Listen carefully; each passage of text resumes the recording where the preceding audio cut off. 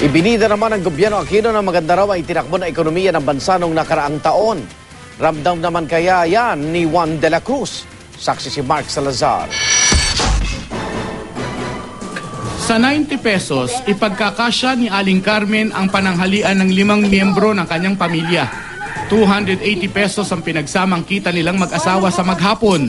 Sapat lang sa pagkain at may konti para sa tubig at kuryente. Bawal nang magkasakit.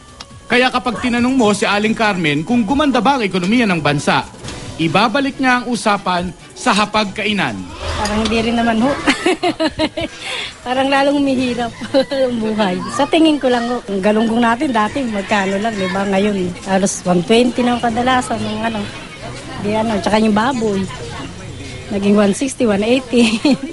Pero para sa economic team ni Pangulong Noynoy Aquino, maganda raw ang itinakbo ng ekonomiya noong 2011. Salamat daw sa tinatawag nilang Aquinomics. Di bali na kung ang gross domestic product o yung kabuang halaga ng nilikhang produkto at serbisyo sa bansa, nasa 3.7% lang noong 2011, halos kalahati lang ng 7% noong 2010. Katwiran ng economic managers ng Administrasyong Aquino, hindi naman daw gaanong gumalaw ang presyo ng mga bilihin. Last year's full-year headline inflation was within the target range of 3 to 5%. Monetary policy has certainly been successful in providing just the right amount of domestic liquidity to fund the productive sectors of the economy. Pero ayon sa ilang dayuhang ekonomista, it is true that the Philippines can boast some successes of recent years. However, unemployment in the country remains high and poverty remains a serious problem.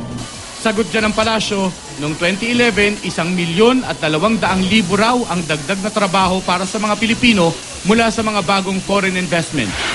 Bagong trabaho nga, ayon sa Ibon Foundation, pero kapos naman daw para mapaunlad ang buhay ng ordinaryong Pilipino. Siguro magandang banggitin, 7 sa 10 trabahong yun ay part-time na trabaho lamang. So kung yung full-time na trabaho na ay kadalasan na hindi naman sumasapat yung kita doon para mabuhay ng desente, meron pa kayong part-time na trabaho. Iba-iba ang definisyon ng tao sa lagay ng ekonomiya. Depende sa nararamdaman niya at nakikita. Para kay Aling Carmen, sa liit daw ng bulsa niya, paanong di niya pamasukat kung umabante ba o atrasado ang kanyang ekonomiya. Ako, si Mark Salazar, ang inyong naging saksi.